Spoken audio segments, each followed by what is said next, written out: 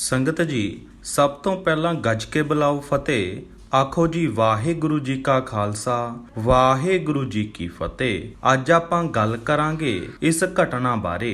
ਤੁਸੀਂ ਵੀਡੀਓ ਦੇ ਆਖਿਰ ਤੱਕ ਬਣੇ ਰਹੋ ਅਤੇ ਕਮੈਂਟਾਂ ਦੇ ਵਿੱਚ ਵਾਹਿਗੁਰੂ ਲਿਖ ਕੇ ਹਾਜ਼ਰੀ ਜ਼ਰੂਰ ਲਗਵਾਓ ਜੀ। ਗੁਰਜੀਤ ਸਿੰਘ ਸੰਧੂ, ਜੋ ਕਿ ਇਸ ਸਮੇਂ ਪੁਰਤਗਾਲ ਦੇ ਵਿੱਚ ਇੱਕ ਰੈਸਟੋਰੈਂਟ ਦੇ ਮਾਲਕ ਹਨ, ਉਹਨਾਂ ਨੇ ਆਪਣੇ ਪਰਿਵਾਰ ਦੀ ਇੱਕ ਅਜਿਹੀ ਘਟਨਾ ਸਾਂਝੀ ਕੀਤੀ ਹੈ ਜੋ ਤੁਹਾਨੂੰ ਵੀ ਹਿਲਾ ਕੇ ਰੱਖ ਦੇਵੇਗੀ। ਗੁਰਜੀਤ ਸਿੰਘ ਦੱਸਦੇ ਨੇ ਕਿ ਮੇਰੇ ਮਾਤਾ ਚਰਨ ਕੌਰ ਇੱਕ ਗਰੀਬ ਪਰਿਵਾਰ ਦੇ ਨਾਲ ਸੰਬੰਧ ਰੱਖਦੀ ਸੀ ਤੇ ਵਿਆਹ ਤੋਂ ਬਾਅਦ ਮੇਰੀ ਮਾਂ ਦੇ ਨਾਲ ਅਜਿਹਾ ਹੋਇਆ ਜੋ ਆਪਾਂ ਕਦੇ ਵੀ ਭੁੱਲ ਨਾ ਸਕਾਂਗੇ ਤੇ ਸ਼ਾਇਦ ਸੁਣ ਕੇ ਤੁਸੀਂ ਵੀ ਨਾ ਭੁੱਲ ਸਕੋਗੇ।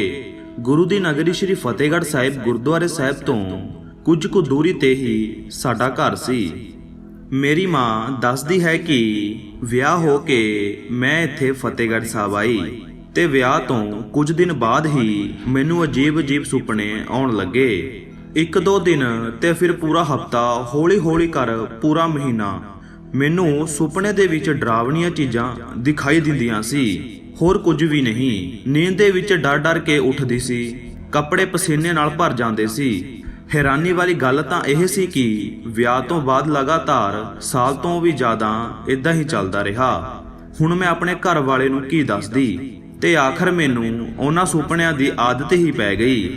ਹੌਲੀ ਸਮਾਂ ਲੰਘਦਾ ਗਿਆ।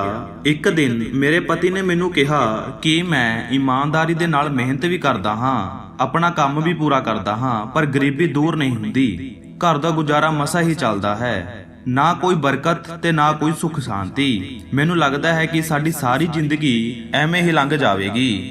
ਉਸ ਸਮੇਂ ਤੱਕ ਮੇਰਾ ਵੀ ਜਨਮ ਹੋ ਚੁੱਕਿਆ ਸੀ ਤੇ ਮੈਂ 6-7 ਸਾਲਾਂ ਦਾ ਹੋਵਾਂਗਾ। ਮੇਰੇ ਪਿਤਾ ਨੇ ਕਿਹਾ ਕਿ ਸਾਡੀ ਸਾਰੀ ਉਮਰ ਐਵੇਂ ਹੀ ਲੰਘ ਗਈ ਗਰੀਬੀ ਦੇ ਵਿੱਚ, ਕਿਉਂ ਨਾ ਆਪਾਂ ਆਪਣੇ ਪੁੱਤਰ ਨੂੰ ਪੜ੍ਹਾ ਲਿਖਾ ਕੇ ਇਸ ਨਰਕ ਵਿੱਚੋਂ ਨਿਕਲਣ ਜੋਗਾ ਬਣਾ ਦਈਏ ਤਾਂ ਜੋ ਸਾਡੇ ਵਾਲੀ ਜ਼ਿੰਦਗੀ ਇਹ ਨਾ ਦੇਖ ਸਕੇ। ਮੈਨੂੰ ਅੱਜ ਵੀ ਯਾਦ ਹੈ ਮੇਰੇ ਪਿਤਾ ਜੀ ਦੀਆਂ ਉਹ ਗੱਲਾਂ। ਮੈਂ ਪੜ੍ਹਿਆ ਤੇ ਬਹੁਤ ਪੜ੍ਹਿਆ, 30 ਸਾਲਾਂ ਦਾ ਹੋ ਗਿਆ, ਪਰ ਮੈਨੂੰ ਨੌਕਰੀ ਨਾ ਮਿਲੀ ਤੇ ਆਖਿਰਕਾਰ ਮੈਂ ਦਿਮਾਗੀ ਪਰੇਸ਼ਾਨ ਹੋ ਗਿਆ ਤੇ ਹਰ ਵਕਤ ਮੈਂ ਰੋਂਦਾ ਹੀ ਰਹਿੰਦਾ ਸੀ। ਮੇਰੀ ਮਾਂ ਨੇ ਪੁੱਛਿਆ ਕਿ ਤੈਨੂੰ ਕੀ ਪਰੇਸ਼ਾਨੀ ਹੈ ਤੇ ਮੈਂ ਉਸ ਨੂੰ ਕਿਹਾ ਕਿ ਮੈਂ ਤੁਹਾਨੂੰ ਗਰੀਬੀ ਕੱਟਦੇ ਦੇਖਿਆ ਹੈ, ਇਸ ਲਈ ਮੈਂ ਇੰਨਾ ਪੜ੍ਹਿਆ ਤੇ ਮਿਹਨਤ ਕੀਤੀ, ਪਰ ਮੇਰੀ ਮਿਹਨਤ ਕਿਸੇ ਕੰਮ ਦੀ ਨਹੀਂ। ਮੈਨੂੰ ਲੱਗਦਾ ਹੈ ਕਿ ਮੇਰੀ ਜ਼ਿੰਦਗੀ ਵੀ ਇੰਜ ਹੀ ਗਰੀਬੀ ਦੇ ਵਿੱਚ ਨਿਕਲ ਜਾਵੇਗੀ।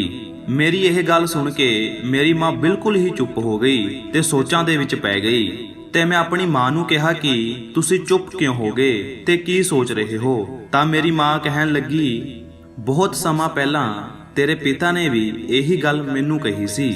ਲੱਗਦਾ ਸਾਰੀ ਉਮਰ ਇੰਨੀ ਮਿਹਨਤ ਦੇ ਬਾਵਜੂਦ ਵੀ ਸਾਡੀ ਉਮਰ ਗਰੀਬੀ ਦੇ ਵਿੱਚ ਹੀ ਨਿਕਲ ਜਾਵੇਗੀ ਤੇ ਹੋਇਆ ਵੀ ਇੰਜ ਹੀ। ਤੇ ਅੱਜ ਤੂੰ ਵੀ ਇੰਨੀ ਮਿਹਨਤ ਕਰਨ ਤੋਂ ਬਾਅਦ ਵੀ ਕੁਝ ਬਣ ਨਾ ਪਾਇਆ। ਇਹ ਗੱਲ ਸੋਚ ਕੇ ਮੈਂ ਘਬਰਾ ਰਹੀ ਹਾਂ। ਉਸ ਦਿਨ ਤੋਂ ਬਾਅਦ ਮੇਰੀ ਮਾਂ ਨੇ ਹਰ ਪੀਰ ਬਾਬੇ ਜੋਗੀ ਦਾ ਦਰ ਲੱਭਿਆ, ਪਰ ਗੱਲ ਨਾ ਬਣੀ। ਇੱਕ ਦਿਨ ਪਤਾ ਲੱਗਿਆ ਕਿ ਪਟਿਆਲੇ ਕੋਈ ਸੰਤ ਹਨ, ਉਹ ਹਰ ਇੱਕ ਬੰਦੇ ਦੀ ਸੁਣਦੇ ਤਾਂ ਹਨ ਪਰ ਬੋਲਦੇ ਕੁਝ ਵੀ ਨਹੀਂ ਤੇ ਨਾ ਹੀ ਕੁਝ ਦੱਸਦੇ ਨੇ। ਮੇਰੀ ਮਾਂ ਅਗਲੇ ਦਿਨ ਹੀ ਉਹਨਾਂ ਸੰਤਾਂ ਦੇ ਕੋਲ ਪਹੁੰਚ ਗਈ ਤੇ ਸੰਤਾਂ ਨੂੰ ਜਾ ਕੇ ਕਿਹਾ ਕਿ ਬਾਬਾ ਜੀ, ਸਾਡੇ ਘਰ ਗਰੀਬੀ ਹੈ ਤੇ ਹੁਣ ਮੇਰੀ ਔਲਾਦ ਵੀ ਉਸ ਗਰੀਬੀ ਦੇ ਕਾਰਨ ਹੀ ਮਰ ਰਹੀ ਹੈ। ਤੇ ਮੇਰੀ ਮਾਂ ਨੇ ਕਿਹਾ ਕਿ ਬਾਬਾ ਜੀ, ਮੈਨੂੰ ਸਾਰੀ ਉਮਰ ਡਰਾਵਣੇ ਸੁਪਨੇ ਆਉਂਦੇ ਰਹੇ ਅਤੇ ਅੱਜ 32 ਸਾਲ ਹੋ ਗਏ ਨੇ। ਕਿਤੇ ਸਾਡੀ ਗਰੀਬੀ ਦਾ ਕਾਰਨ ਜੋ ਸੁਪਨੇ ਵਿੱਚ ਆਉਂਦੇ ਨੇ ਉਹੀ ਤਾਂ ਨਹੀਂ ਜੋ ਮੇਰੇ ਸੁਪਨੇ ਵਿੱਚ ਆ ਕੇ ਮੈਨੂੰ ਕੋਈ ਇਸ਼ਾਰਾ ਕਰਦੇ ਨੇ। ਮੇਰੀ ਗੱਲ ਸੁਣ ਕੇ ਸੰਤ ਕੁਝ ਵੀ ਨਾ ਬੋਲੇ। ਮੇਰੀ ਮਾਂ ਨੇ ਕਿਹਾ, ਬਾਬਾ ਜੀ, ਮੈਂ ਸੁਣਿਆ ਸੀ ਕਿ ਤੁਸੀਂ ਕੁਝ ਵੀ ਨਹੀਂ ਦੱਸਦੇ, ਫਿਰ ਵੀ ਮੈਂ ਫਰਿਆਦ ਲੈ ਕੇ ਆਈ। ਉਹ ਇਸ ਕਰਕੇ ਕਿਉਂਕਿ ਮੈਂ ਇਹ ਵੀ ਸੁਣਿਆ ਸੀ ਕਿ ਗੁਰੂ ਘਰ ਦੇ ਘਰੋਂ ਕੋਈ ਖਾਲੀ ਨਹੀਂ ਮੁੜਦਾ। ਮੇਰੀ ਮਾਂ ਦੀ ਇਹ ਗੱਲ ਸੁਣ ਕੇ ਸੰਤਾਂ ਨੇ ਝੱਟ ਹੀ ਕਹਿ ਦਿੱਤਾ ਕਿ ਤੁਸੀਂ ਗਏ ਹੀ ਕਦੋਂ ਹੋ ਗੁਰੂ ਘਰ? ਤੁਸੀਂ ਤਾਂ ਇੱਥੇ ਮੇਰੇ ਕੋਲ ਆਏ ਹੋ, ਨਾਲ ਖੁਦ ਗੁਰੂ ਦੀ ਨਗਰੀ ਦੇ ਵਿੱਚ ਰਹਿੰਦੇ ਹੋ, ਪਰ ਕਦੇ ਸਾਹਿਬਜ਼ਾਦਿਆਂ ਦੇ ਦਰਬਾਰ ਨਹੀਂ ਗਏ।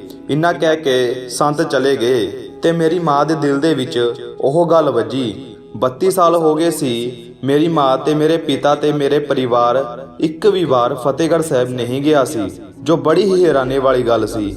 ਹੁਣ ਮੇਰੀ ਮਾਂ ਨੂੰ ਇਸ਼ਾਰਾ ਤਾਂ ਮਿਲ ਹੀ ਚੁੱਕਿਆ ਸੀ ਤੇ ਆਪਾਂ ਆਪਣੇ ਪਰਿਵਾਰ ਦੇ ਨਾਲ ਸ਼੍ਰੀ ਫਤਿਹਗੜ੍ਹ ਸਾਹਿਬ ਜਾਣਾ ਸ਼ੁਰੂ ਕਰ ਦਿੱਤਾ। ਮੇਰੀ ਮਾਂ ਨੇ ਕਿਹਾ ਕਿ ਸੰਤ ਇਸ਼ਾਰਾ ਕਰ ਗਏ। ਆਪਾਂ ਤਾਂ ਸਾਰੀ ਉਮਰ ਬਾਬਿਆਂ ਦੇ ਪਿੱਛੇ ਹੀ ਭੱਜਦੇ ਰਹੇ, ਪਰ ਕਦੇ ਗੁਰੂ ਘਰ ਸੀਸ ਝੁਕਾਉਣ ਨਹੀਂ ਆਏ ਤੇ ਨਾ ਹੀ ਉਹਨਾਂ ਦੇ ਦਰਸ਼ਨ ਕੀਤੇ। ਅਸਲ ਵਿੱਚ ਗਰੀਬੀ ਤੇ ਕਲੇਸ਼ ਨੇ ਕਦੇ ਉਸ ਪਾਸੇ ਦਿਮਾਗ ਜਾਣ ਹੀ ਨਹੀਂ ਦਿੱਤਾ। ਮੇਰੀ ਮਾਤਾ ਪਿਤਾ ਤੇ ਮੈਂ ਗੁਰੂ ਘਰ ਗਏ। ਉੱਥੇ ਜਾ ਕੇ ਕੀਰਤਨ ਸੁਣਨਾ ਤੇ 2-2 ਘੰਟੇ ਪਾਠ ਪੜ੍ਹਨਾ। ਉਦਾਂ ਹੀ ਕਰਦੇ ਕਰਦੇ 10 ਦਿਨ ਨਿਕਲ ਗਏ। ਬਾਣੀ ਦੇ ਵਿੱਚ ਦਿਲ ਵੀ ਲੱਗਣ ਲੱਗਿਆ ਤੇ ਜੋ ਘਰ ਦੇ ਵਿੱਚ ਕਲੇਸ਼ ਰਹਿੰਦਾ ਸੀ, ਪਰ ਬਾਣੀ ਪੜਨ ਤੋਂ ਬਾਅਦ ਉਹ ਵੀ ਮਨ ਸ਼ਾਂਤ ਹੋ ਗਿਆ। ਤੇ ਫਿਰ 3 ਮਹੀਨੇ ਇੰਜ ਹੀ ਜਪਜੀ ਸਾਹਿਬ ਦਾ ਪਾਠ ਪੜ੍ਹਦਿਆਂ ਉੱਥੇ ਦਿਲ ਲੱਗਿਆ। ਇੱਕ ਦਿਨ ਮੇਰੀ ਮਾਂ ਨੇ ਦੱਸਿਆ ਕਿ ਮੈਂ ਜਦੋਂ ਗੁਰੂ ਘਰ ਗਈ, ਜਿਵੇਂ ਹੀ ਮੈਂ ਮੂੰਹ ਦੇ ਵਿੱਚ ਅੰਮ੍ਰਿਤ ਜਲ ਪਾਉਣ ਦੇ ਲਈ ਝੁਕੀ ਤੇ ਸਰੋਵਰ ਦੇ ਪਾਣੀ ਦੇ ਵਿੱਚੋਂ ਇੱਕ ਲਿਸ਼ਕੋਰ ਨੇ ਮੇਰੀਆਂ ਅੱਖਾਂ ਬੰਦ ਕਰ ਦਿੱਤੀਆਂ ਤੇ ਮੈਨੂੰ ਆਪਣਾ ਚਿਹਰਾ ਜਲ ਦੇ ਵਿੱਚ ਦਿਖਾਈ ਦਿੱਤਾ।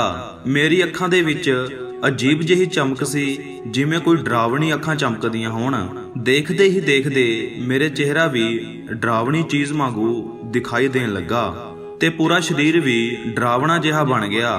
ਪਰ ਇਹ ਸਭ ਕੁਝ ਮੇਰਾ ਇੱਕ ਸੁਪਨਾ ਹੀ ਸੀ। ਸੁਪਨੇ ਤਾਂ ਮੈਨੂੰ ਹਰ ਰੋਜ਼ ਹੀ ਆਉਂਦੇ ਸੀ, ਪਰ ਇਸ ਵਾਰ ਕੁਝ ਅਲੱਗ ਸੁਪਨਾ ਆਇਆ ਸੀ ਜੋ ਫਤਿਹਗੜ੍ਹ ਸਾਹਿਬ ਗੁਰੂ ਘਰ ਦੇ ਨਾਲ ਜੁੜਿਆ ਹੋਇਆ ਸੀ। ਅਗਲੇ ਦਿਨ ਹੀ ਮੈਂ ਪਟਿਆਲੇ ਸੰਤਾਂ ਦੇ ਕੋਲ ਗਈ ਤੇ ਦੱਸਿਆ ਕਿ ਬਾਬਾ ਜੀ, ਫਤਿਹਗੜ੍ਹ ਸਾਹਿਬ ਸਰੋਵਰ ਦੇ ਵਿੱਚ ਮੈਂ ਆਪਣੇ ਆਪ ਨੂੰ ਇੱਕ ਡਰਾਵਣੇ ਰੂਪ ਵਿੱਚ ਦੇਖਿਆ।